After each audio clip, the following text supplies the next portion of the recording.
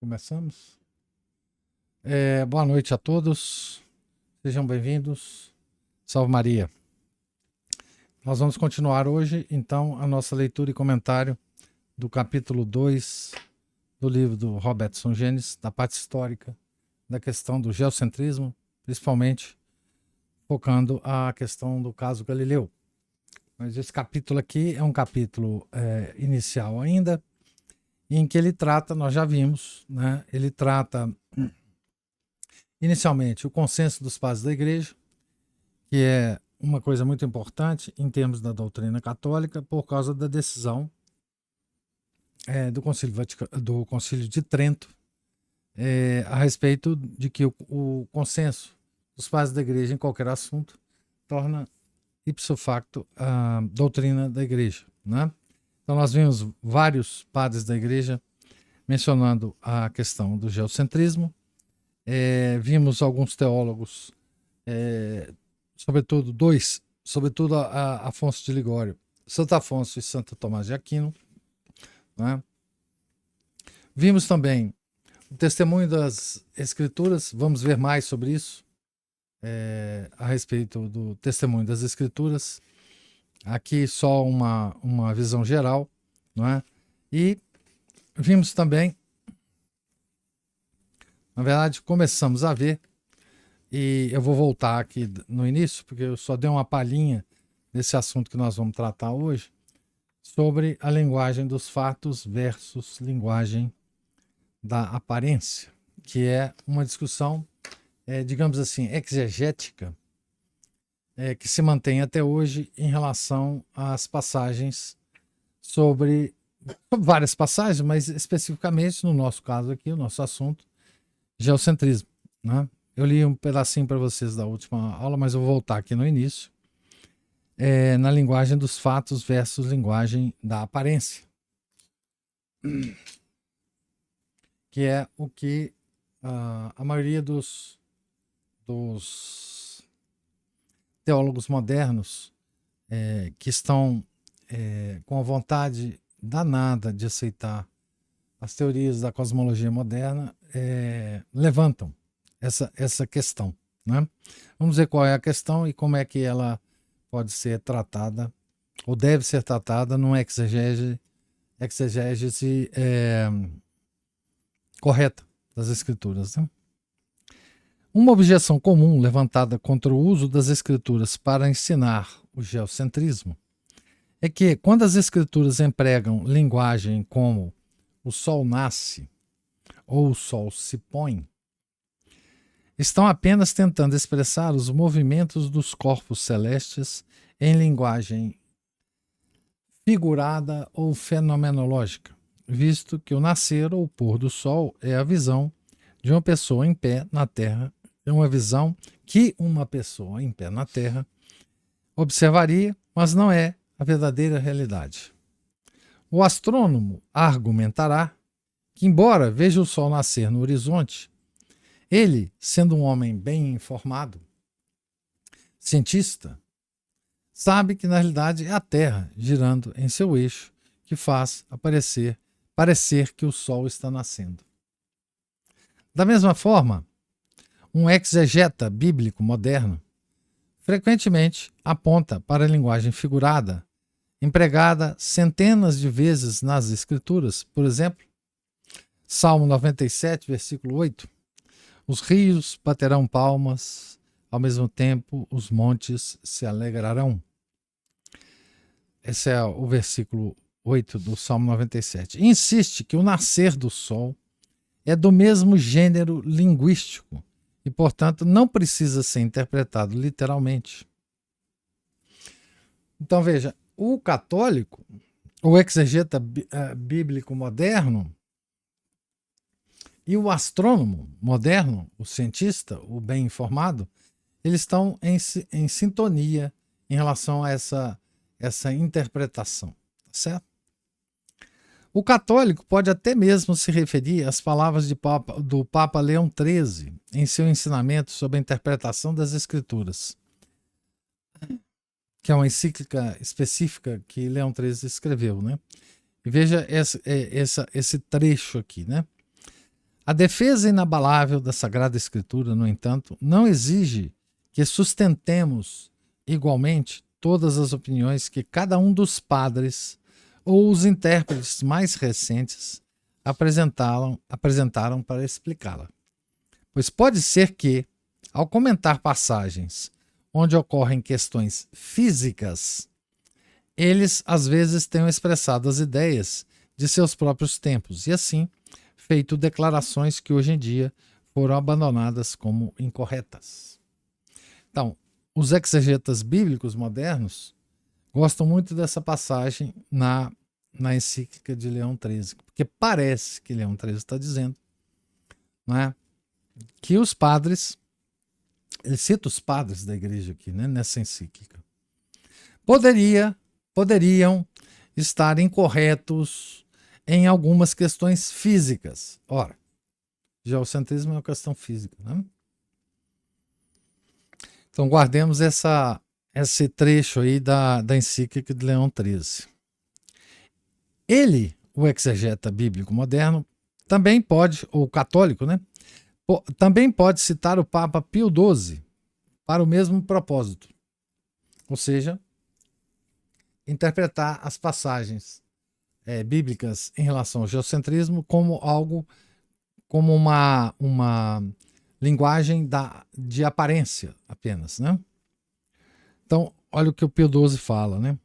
Pois, dos modos de expressão que entre os povos antigos, e especialmente os do Oriente, a linguagem humana usava para expressar seu pensamento, nenhum é excluído dos livros sagrados, a Bíblia.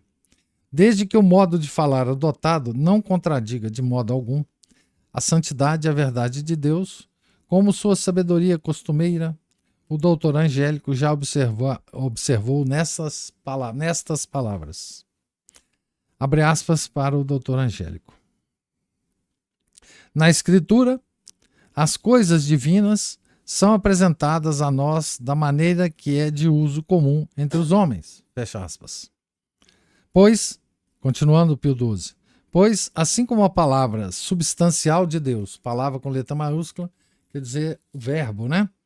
Substancial de Deus se tornou semelhante aos homens em todas as coisas, exceto no pecado, assim as palavras de Deus, expressas em linguagem humana, são feitas semelhantes à fala humana em todos os aspectos, exceto no erro. Pois bem, essas são as duas passagens, digamos assim, que poderiam ser citadas por um exegeta bíblico moderno, né?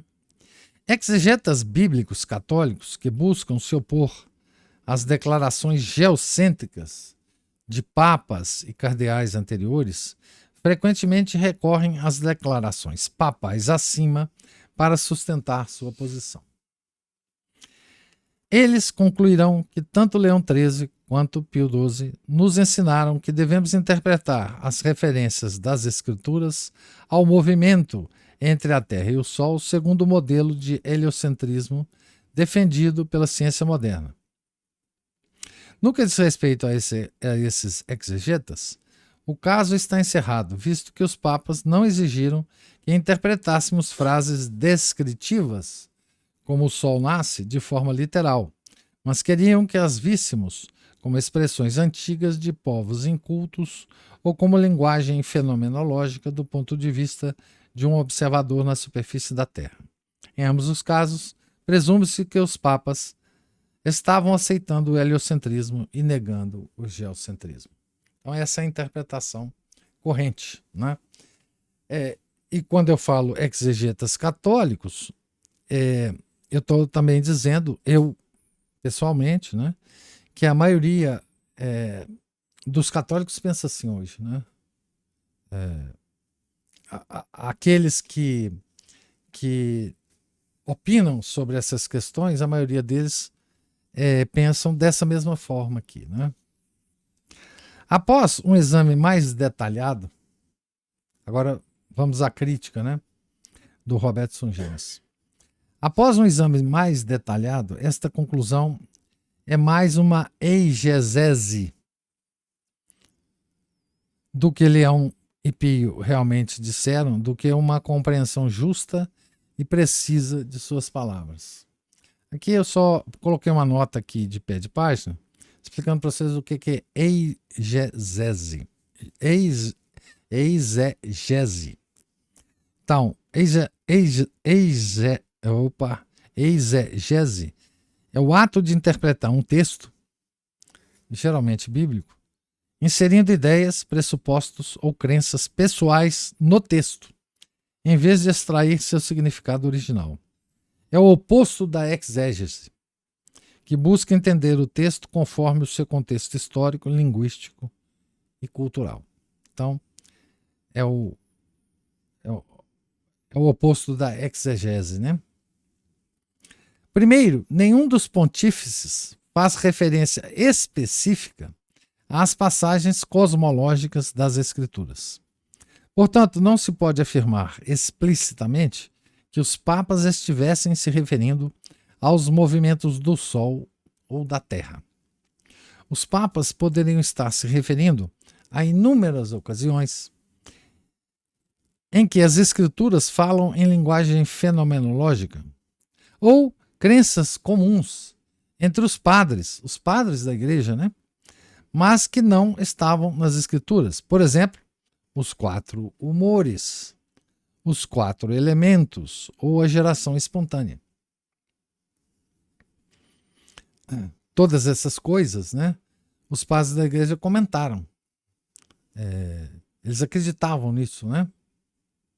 Em segundo lugar, a linguagem fenomenológica das Escrituras, por exemplo, o Sol nasce ou o Sol se põe, também se aplica ao sistema geocêntrico. No sistema geocêntrico, o Sol não nasce ou se põe de fato. Em vez disso, o Sol gira em torno da Terra. Quando o geocentrista vê um pôr do Sol, ele não diz: "Oh, que bela revolução do Sol." Assim como o heliocentrista não diz: "Oh, que bela rotação da Terra."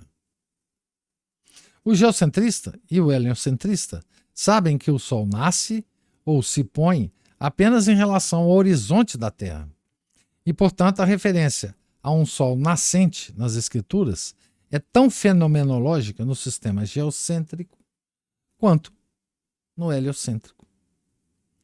Somente com base nisso, nem as diretivas de Leão XIII, nem as de Pio XII, acima mencionadas, podem ser levadas a apoiar o heliocentrismo, especialmente à luz do fato de que 3 pontífices anteriores, com base em critérios mais rigorosos, negaram o heliocentrismo e endossaram o geocentrismo, como os registros históricos mostram claramente. Então, olha que coisa, olha que observação interessante do Sungênis, né? Para quem argumenta, né, de que a questão do Sol nasce e o Sol se põe nas Escrituras como expressões fenomenológicas, tá certo? E para quem defende o heliocentrismo, essas expressões, obviamente, elas são fenomenológicas em relação ao heliocentrismo, mas também em relação ao geocentrismo. Essas expressões, elas não descrevem o que está ocorrendo no universo, tanto do ponto de vista do heliocentrista, quanto do ponto de vista do geocentrista. Tá certo? Ela é uma linguagem, de fato, fenomenológica, para os dois casos. Em terceiro lugar, a citação de Pio XII das palavras do Dr. Angélico Tomás de Aquino, a saber, abre aspas, nas Escrituras as coisas divinas nos são apresentadas da maneira que é de uso comum entre os homens, fecha aspas, não pode ser interpretado como uma tentativa de Pio de promover o heliocentrismo, visto que é um fato histórico que Tomás de Aquino era um geocentrista declarado que nunca considerou a possibilidade do heliocentrismo. Obviamente, então, Tomás não poderia ter pretendido que seus insights sobre a interpretação bíblica fossem usados para negar o geocentrismo ou promovê-lo.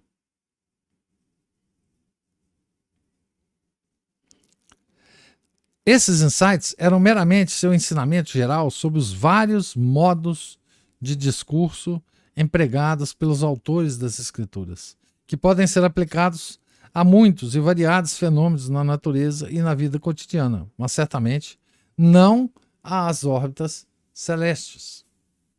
Por último, embora seja seguro dizer que frases como o Sol nasce ou o Sol se põe devem ser consideradas fenomenológicas, tanto da perspectiva heliocêntrica quanto da geocêntrica, isso não significa que as escrituras sempre se limitam à linguagem fenomenológica quando abordam o movimento dos corpos celestes.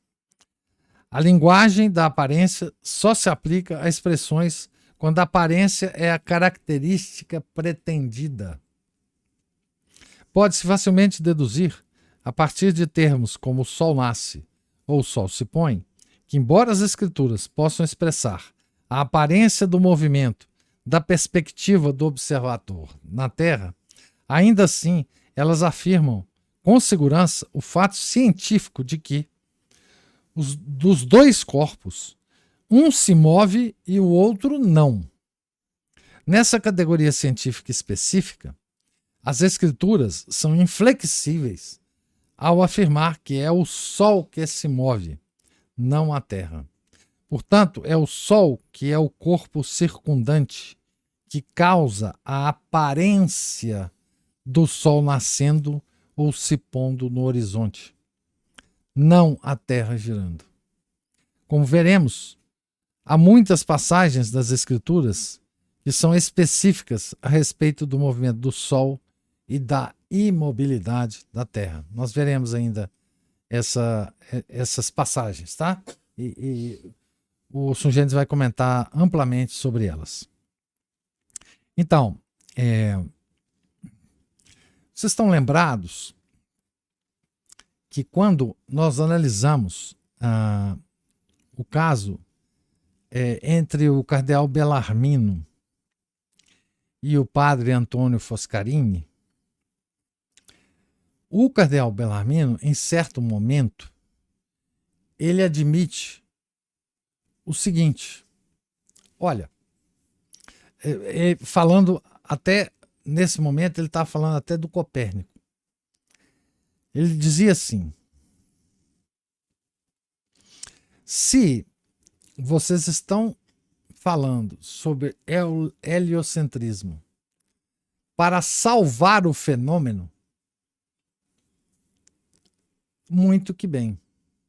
O que não pode acontecer é se vocês estiverem afirmando que o universo, que a forma de funcionamento do universo é o heliocentrismo. Então, o que ele estava querendo dizer? Se vocês adotarem o modelo heliocêntrico só para tornar as coisas mais fáceis, os cálculos mais fáceis, que não é o caso também, o geocentrismo, o heliocentrismo não facilita nada os cálculos astronômicos, tá?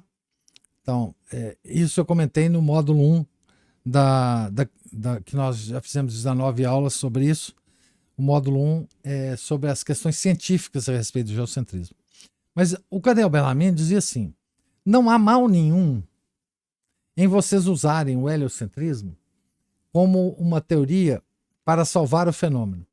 Ou seja, para tornar os cálculos mais fáceis, para tornar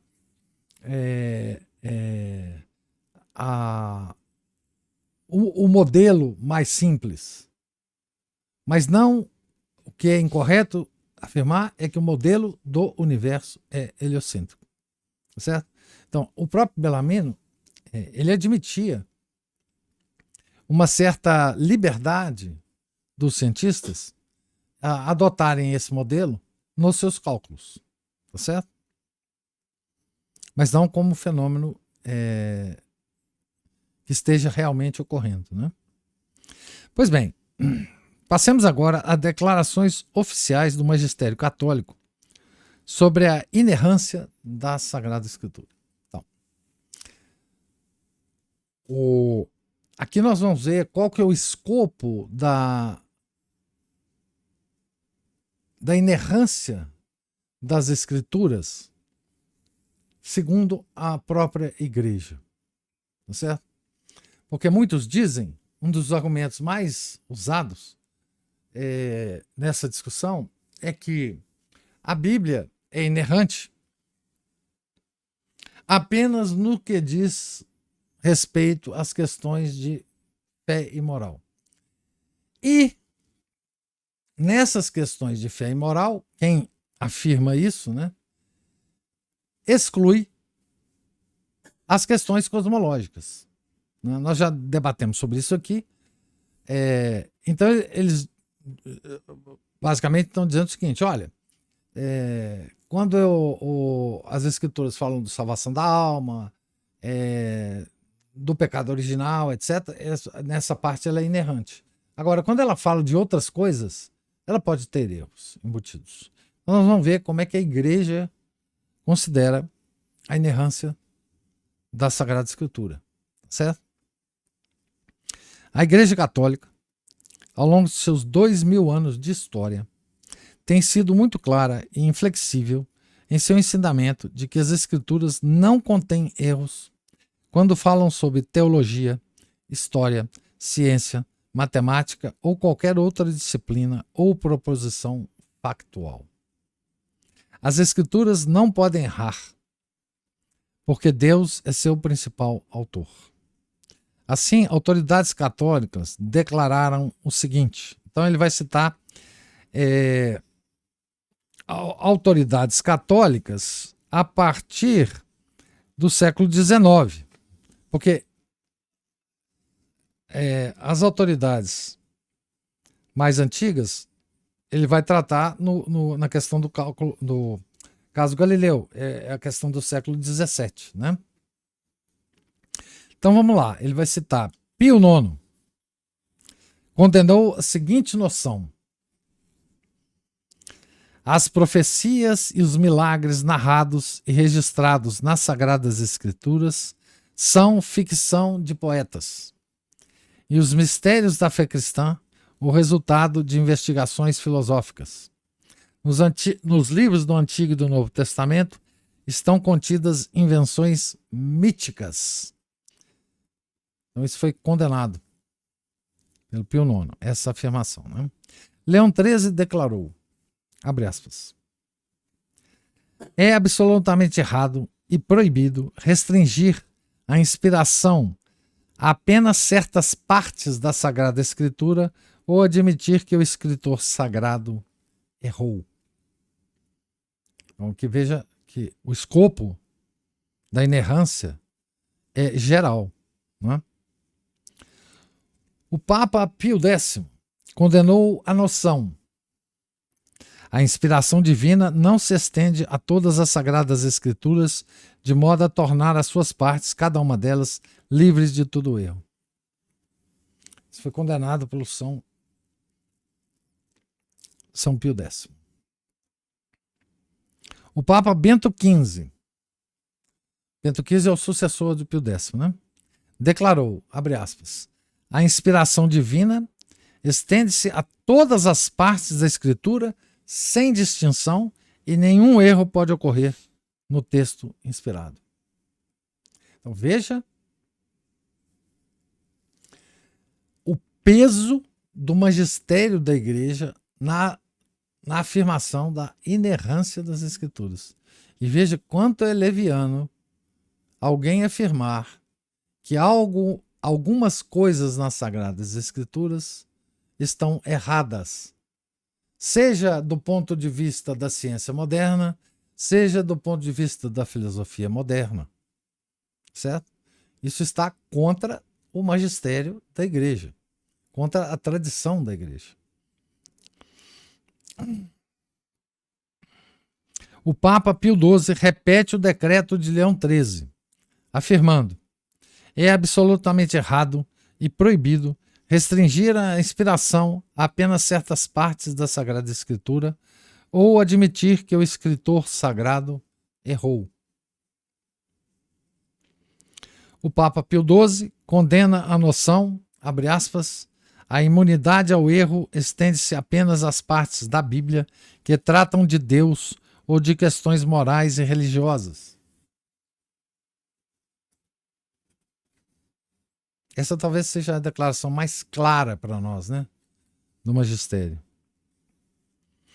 A Pontifícia Comissão Bíblica de 1964 declarou, abre aspas, que os evangelhos foram escritos sob a inspiração do Espírito Santo, que preservou seus autores de todo o erro. Fecha aspas. A Congregação para a Doutrina da Fé de 1998 declarou a ausência de erro nos textos sagrados inspirados. O Papa Leão XIII declarou, abre aspas, porque a Sagrada Escritura não é como os outros livros. Ditado pelo Espírito Santo, ele contém coisas da mais profunda importância, que em muitos casos são muito difíceis e obscuras. Pois todos os livros em sua totalidade, com todas as suas partes, foram escritas sob o ditado do Espírito Santo.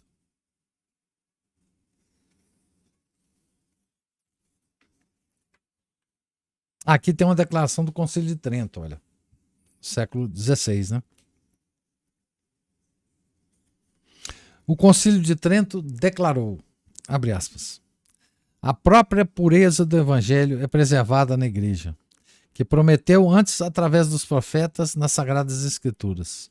E o Sínodo, Concílio de Trento, né, percebendo claramente que esta verdade e instrução estão contidas nos livros escritos e nas tradições não escritas que foram recebidas pelos apóstolos da boca do próprio Cristo ou dos próprios apóstolos sob o ditado do Espírito Santo, chegaram até nós, transmitidas como que de mão em mão. O Sínodo, seguindo os exemplos dos padres ortodoxos, recebe e mantém em veneração, com igual afeição, de piedade e reverência, todos os livros, tanto do Antigo como do Novo Testamento, uma vez que um Deus é o autor de ambos, e também as próprias tradições, aquelas que pertencem, tanto à fé como à moral, como tendo sido ditadas da própria palavra de Cristo, ou pelo Espírito Santo, e preservadas na Igreja Católica por uma sucessão contínua.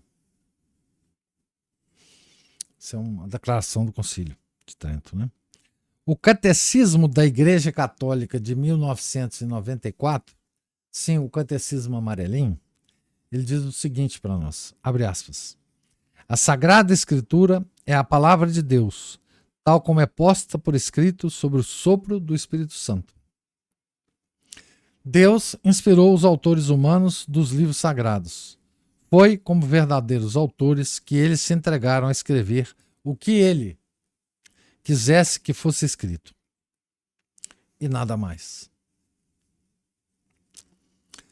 Papa Leão XIII, de novo, abre aspas, é inútil argumentar que o Espírito Santo tomou os seres humanos como seus instrumentos na escrita, insinuando que algum erro poderia ter ocorrido.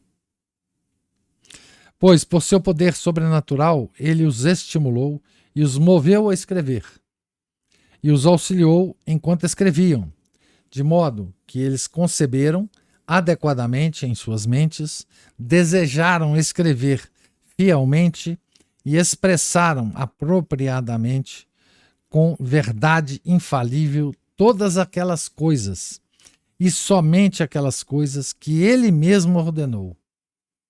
Caso contrário, ele próprio não poderia ser o autor de toda a Sagrada Escritura.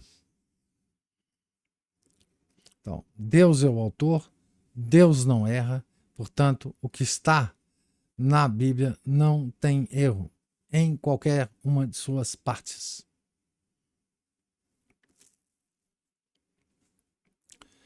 Código de Direito Canônico de 1983, o Código Novo, né? Promulgado por João Paulo II. Abre aspas.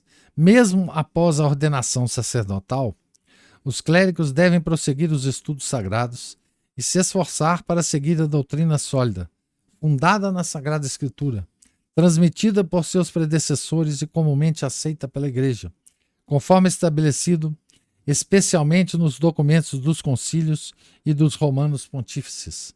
Devem evitar novidades profanas e pseudociências. Então,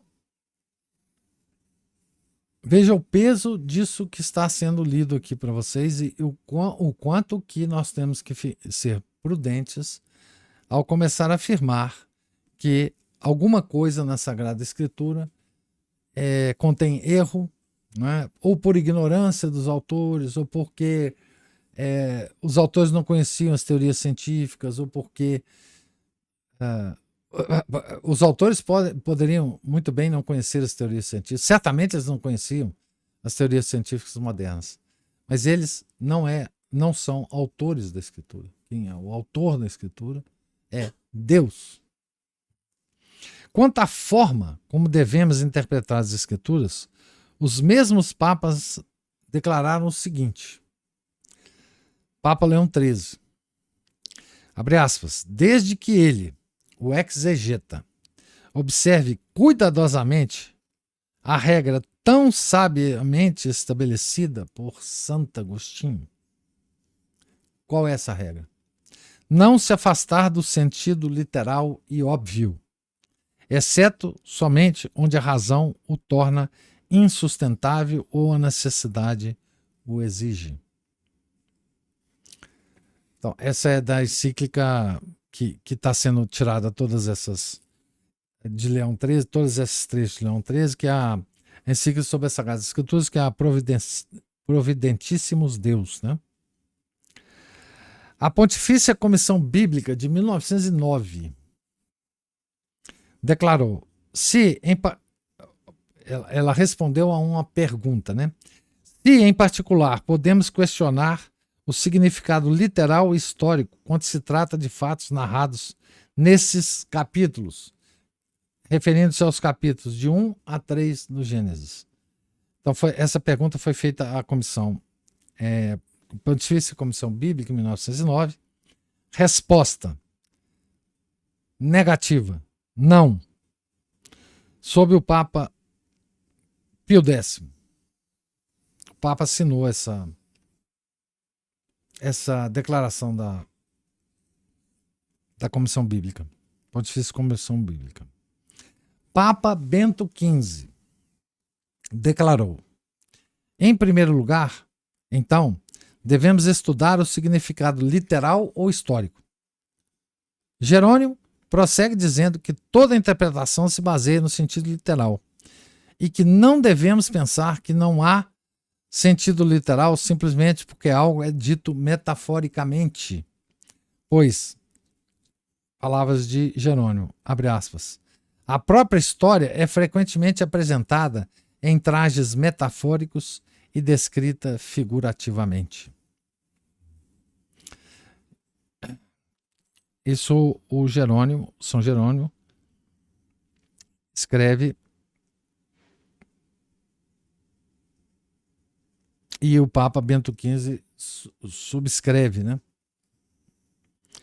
O Papa Pio XII declarou, abre aspas, que, portanto, por meio do conhecimento das línguas, pesquisem com toda diligência o significado literal das palavras. Tanto o exegeta, assim como deve procurar e expor o sentido literal das palavras. Abstenham-se escrupulosamente de propor como sentido genuíno da Sagrada Escritura outros sentidos figurados. Isso tudo na encíclica Divino Afflanti Spiritu. Papa Pio XII condenou a ideia de que, abre aspas, o sentido literal da Sagrada Escritura e sua explicação, cuidadosamente elaborado sob a vigilância da Igreja por tantos grandes exegetas, deveriam agora ceder lugar a uma nova exegese, que eles se contentam em chamar de simbólica ou espiritual. Por meio dessa nova exégese, o Antigo Testamento, que hoje na igreja é um livro selado, seria finalmente aberto a todos os fiéis. Por esse método, dizem eles, todas as dificuldades desaparecem. Dificuldades que só atrapalham aqueles que aderem ao sentido literal das Escrituras. Então, Pio XII está condenando aqueles que tentam interpretar as Escrituras de maneira figurada, simbólica, espiritualizada, alegórica. Tá certo? O próprio Santo Agostinho, que é muito citado como aquele que apoia outros sentidos de interpretação da Escritura, ele é citado aqui pelo Papa Leão XIII como sendo aquele exegeta que disse sabiamente, segundo Leão XIII, não, a regra dele, não se afastar do sentido literal e óbvio, exceto somente onde a razão o torna insustentável ou a necessidade o exige. Então, Santo Agostinho, ele tinha essa regra, né, de hermenêutica bíblica, sentido literal. São Jerônimo que traduziu a Bíblia para o latim, né? Também a mesma regra, sentido literal. Então veja que quando o Robertson Genes, né? Ou quando nós, de alguma forma, tá offline aí, Henrique.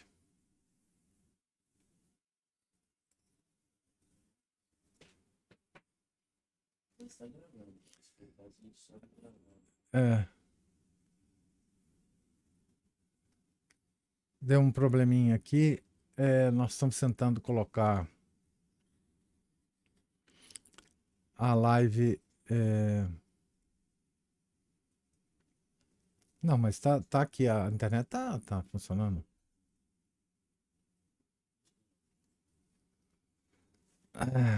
Vou esperar só um pouquinho, porque tá gravando.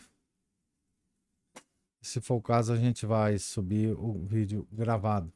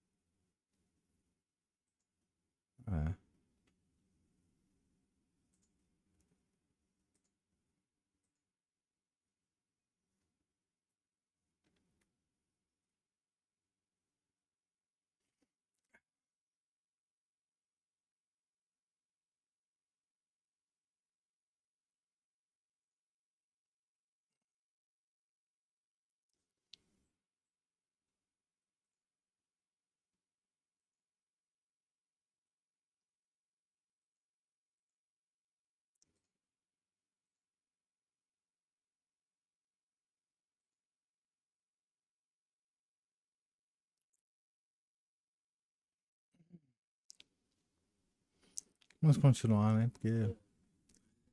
Então, o que eu estava dizendo, né? Todo o arcabouço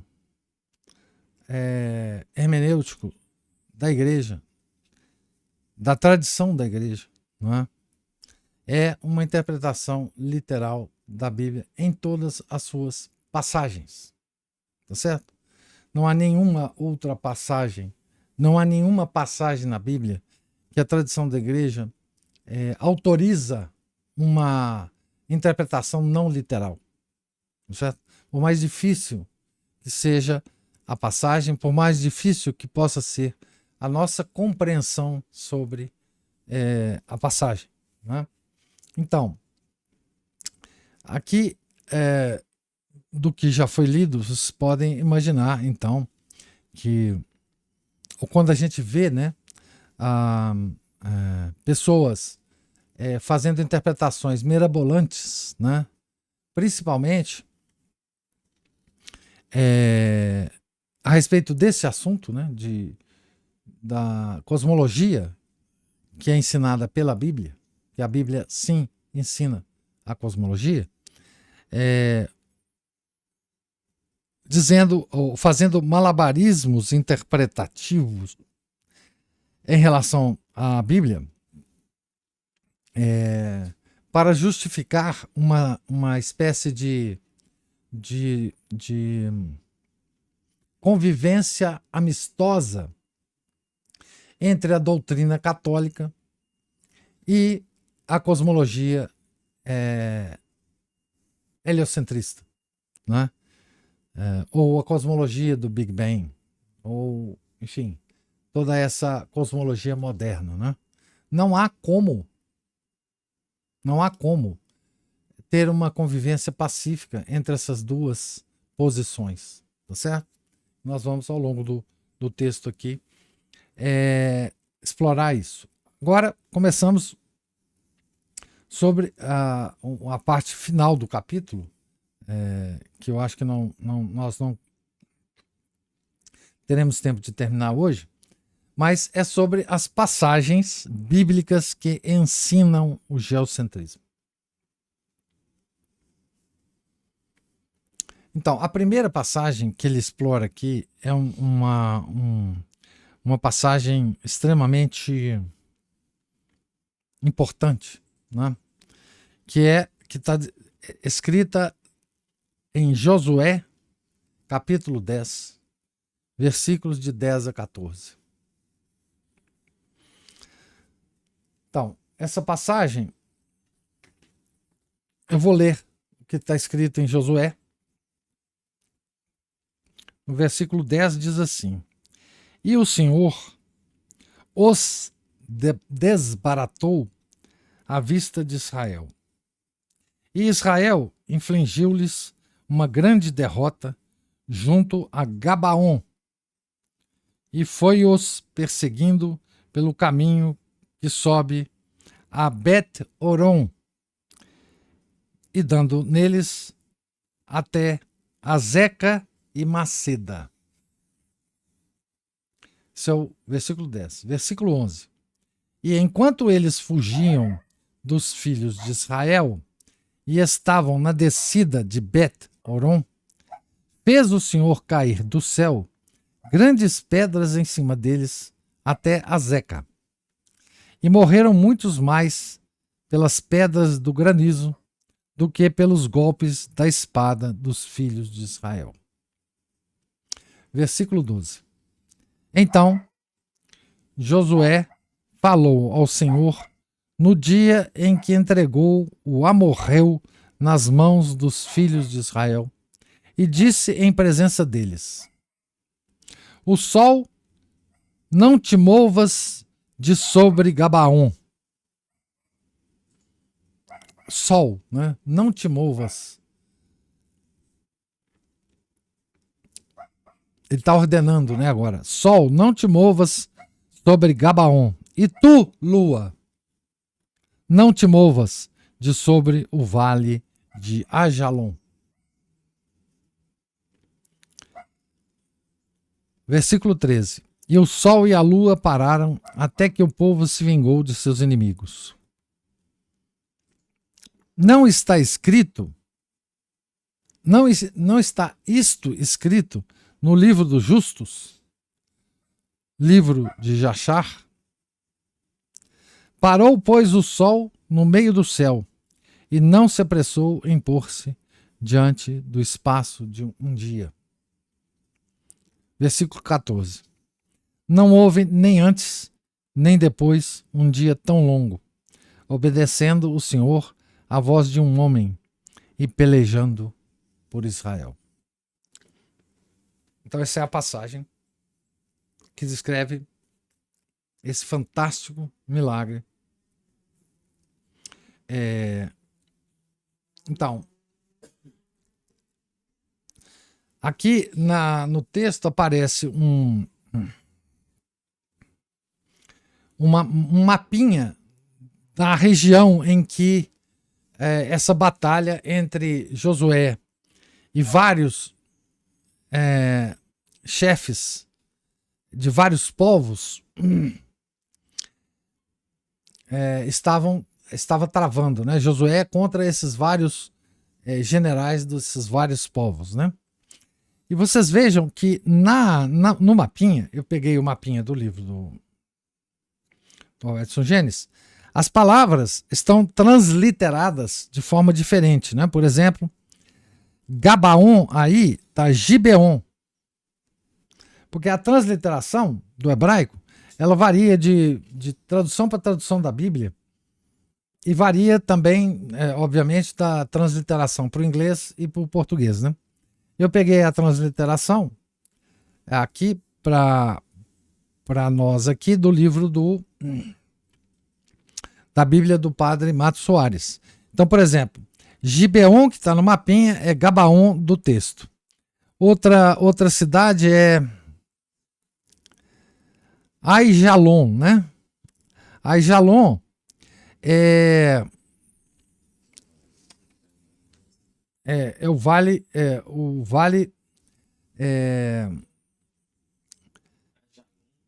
Aijalon, isso.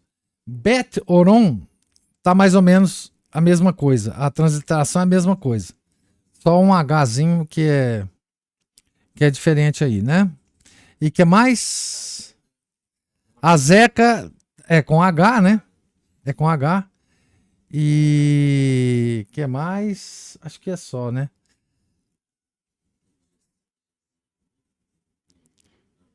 Não. Então, esses são problemas de transliteração mesmo do hebraico, que tem uma pequena diferença entre o mapinha que eu apresentei no livro e o texto que está em português, tá certo? Uma das características mais importantes dessa passagem é o envolvimento do Senhor como causa dos eventos celestes e atmosféricos. Então ele vai fazer algumas observações aqui, gerais sobre o fenômeno, e depois ele vai dar alguns detalhes exegéticos dessa passagem. Eu vou ler apenas esses detalhes gerais que ele coloca aqui. Uma das características mais importantes dessa passagem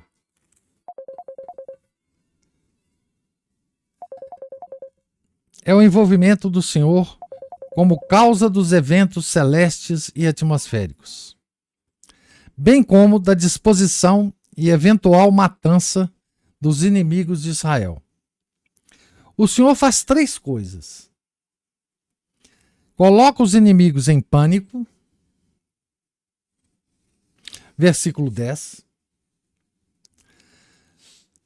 Segunda coisa, B, lança grandes pedras de granizo, versículo 11.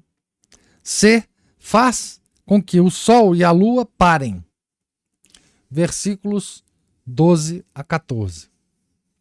Assim, a intervenção divina predomina na passagem e, portanto, devemos iniciar a análise partindo do fato de que estamos no âmbito de eventos milagrosos, muito distantes das ocorrências naturais. Uma vez que a intervenção divina é aceita como parte integrante da passagem, é apenas uma questão de decidir como Deus realizou os três milagres. Certo? Então, aqui você já divide as pessoas, os leitores aqui dessa passagem, não é? Entre aqueles que aceitam a intervenção divina, não é? Milagrosa, nesse caso, e os que não aceitam, né? Então, para os que aceitam, é uma questão de decidir como Deus realizou os três milagres, tá? Quais são? Colocando os inimigos em pânico, lançando pedras de granizo, e faz o sol e a lua pararem. Pois bem, de acordo com o relato em Josué 10, versículos de 6 a 12, então, antes desses versículos, né? Foi em Gabaon que Josué estava quando fez seu pedido a Deus para que o sol parasse. O sol provavelmente estava diretamente acima da sua cabeça, em Gabaon. Tá certo? Isso se encaixa na descrição de Josué 10:13, de que o sol ficou no meio do céu. Josué também vê a lua, mas ela está a oeste do sol. Talvez Josué tenha feito o pedido a Deus no meio do dia, porque depois de lutar contra os amorreus, desde o início da manhã, percebeu que, no início da tarde, não teria tempo suficiente para terminar a batalha ao pôr do sol. Especialmente porque estava lutando contra 5 exércitos diferentes. Josué 10:5 afirma, abre aspas, unidos, pois, os 5 reis dos amorreus, o rei de Jerusalém, o rei de Hebrom, o rei de Jerimó, o rei de Laques e o rei de Eglon, saíram com seus exércitos e acamparam junto a Gabaon, sitiando-a. Então tinha 5 generais com 5 exércitos em Gabaon para Josué vencer, vencer. Outra possibilidade é que, como Gabaon está situado a uma altitude entre 2.400 e 3.000 pés acima do nível do mar, o sol, que estava nascendo do leste, agora está posicionado diretamente sobre as cabeças de Josué e seu exército, que estão olhando para baixo, oeste-sudeste, para os exércitos inimigos. Oeste-sudoeste, isso. Isso deu a Josué uma arma formidável, ainda usada com frequência em guerras: o brilho do sol. Com o sol diretamente em seus olhos, enquanto olhavam para cima, a nordeste, em direção aos exércitos de Josué, os exércitos inimigos ficariam em grande desvantagem, pois teriam que lidar com a cegueira parcial. Manter o sol nessa posição por várias horas seria uma vantagem distinta para Josué, e assim ele clamou a Deus. Ao fazer o pedido para que o sol parasse e vê-lo atendido, Josué determina que a lua parou sobre o vale de Ajalon. Esse vale começa cerca de 24 quilômetros a oeste de Gabaon e se estende para oeste por mais 24 quilômetros, passando por Gezer até a costa do Mediterrâneo. Então, o Roberto Sungin está fazendo uma análise aqui geográfica astronômica a partir da descrição da Bíblia, né? Josué está em Gabaon, que está localizado na Cordilheira da Judéia. Se em Gabaon José estiver elevado cerca de 2.500 pés, ele será capaz de ver para o oeste cerca de 58 milhas antes que a curvatura da Terra limite sua linha de visão. Veja que isso é tudo análise geográfico-astronômica. Para estar acima do Vale de Ajalon, na linha de visão de Josué, a Lua estaria apenas de 10 a 30 graus acima do horizonte. Na verdade, quanto maior a elevação de Josué em Gabaon, mais baixa no céu a Lua deve estar para estar acima do Vale de Ajalon, como o próprio Josué afirma. Se Josué está vendo a Lua cerca de 30 graus acima do horizonte, então a Lua está cerca de 60 graus do Sol. E o Sol está na marca de 90 graus, acima, né? Bem acima da cabeça no meio do céu. Neste ângulo, a Lua não estaria em fase cheia, mas entre o terceiro quarto e a fase cheia. mais perto do primeiro. No terceiro quarto, a lua está no meio do céu quando o sol nasce e se põe a oeste quando o sol atinge o meio do céu. Portanto, como Josué ainda consegue ver a lua enquanto o sol está no meio do céu, a fase da lua deve ser imediatamente anterior ao terceiro quarto. Em suma, o relato está de acordo com os fatos astronômicos relativos à ocupação do sol e da lua no céu do meio-dia. Então, ele só está, com esse raciocínio aqui, ele só está querendo dizer o quanto que é preciso a descrição da Bíblia. Essa é precisamente a posição do Sol e da Lua. Né? Além disso, a veracidade da passagem também é demonstrada pelo fato de que ela cumpre o testemunho exigido pelo Código Legal Hebraico. Ou seja, 2 ou 3 testemunhas. O Código Legal Hebraico é, se você, por exemplo,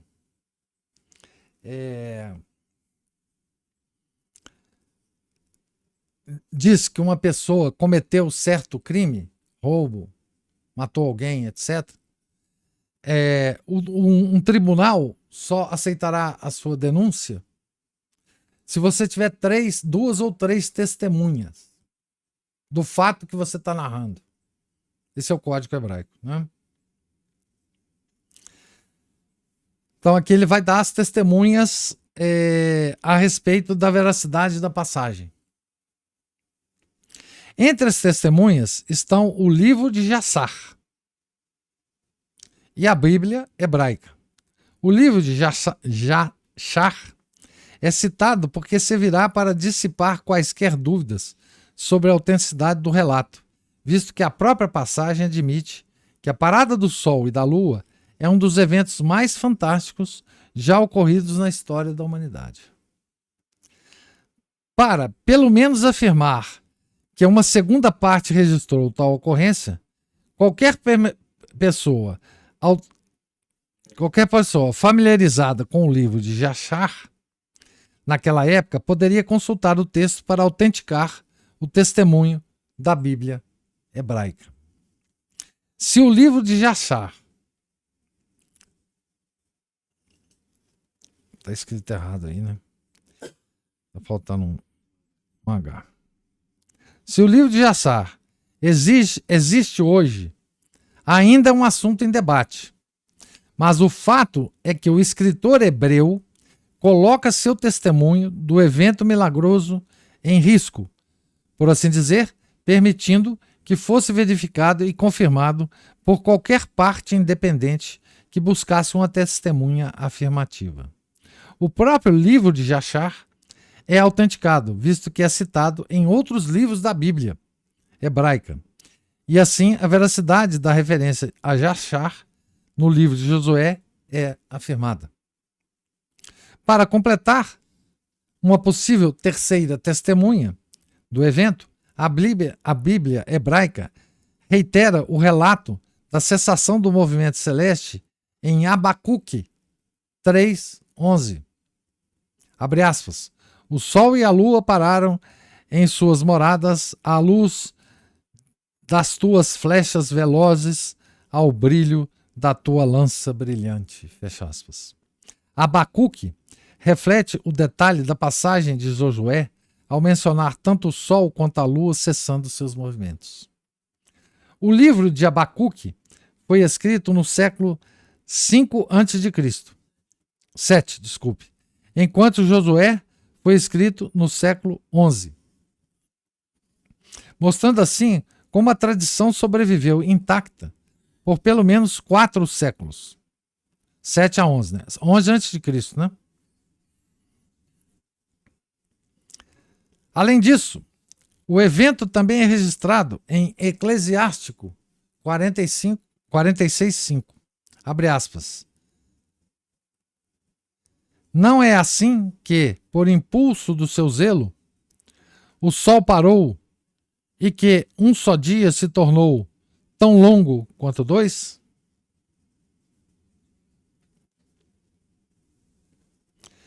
Este livro do Antigo Testamento foi escrito pouco antes da revolta dos Macabeus, por volta de 160 a.C., o que faz com que o testemunho do longo dia de Josué perdure por pelo menos um milênio. Século XI até o século II, praticamente, né? Antes de Cristo. Então, veja que agora, até agora, nesse caso específico do milagre do Sol e da Lua, o que o Robertson Genes fez aqui foi mostrar o texto bíblico e fazer uma análise geográfica e astronômica da situação na época em que ocorreu. Então, para que, se a gente supuser, nós estamos falando aqui para aqueles que consideram que esse fato é milagroso, que Deus de fato parou o Sol e a Lua, né? Então, se ele de fato fez isso, qual era a posição do Sol e qual era a posição da Lua e nas posições em que os dois corpos celestes foram parados por 24 horas, né? Tá certo? Então aqui ele faz uma análise da geografia do vale, não é? Da posição de Gabaon, onde Josué estava, e dos exércitos que estavam cercando Gabaon nas planícies próximas a Gabaon. Gabaon está no alto e os exércitos inimigos dos 5 generais estavam embaixo, quando então o Sol parou. Tá? Se o Sol parou ao meio-dia, então ele faz uma análise em relação à Lua, né? Porque a Lua estava sendo vista no horizonte, e então ele mais ou menos posiciona a Lua numa posição relativa ao Sol, que é possível você deduzir da descrição bíblica, tá certo? Então, o Robertson Genes, então, aqui, ele coloca, digamos assim, a situação da descrição bíblica, tá certo? Do ponto de vista geográfico e astronômico, tá? Então, essa é a descrição do milagre, digamos assim, sem tocar em nenhuma outra questão, né?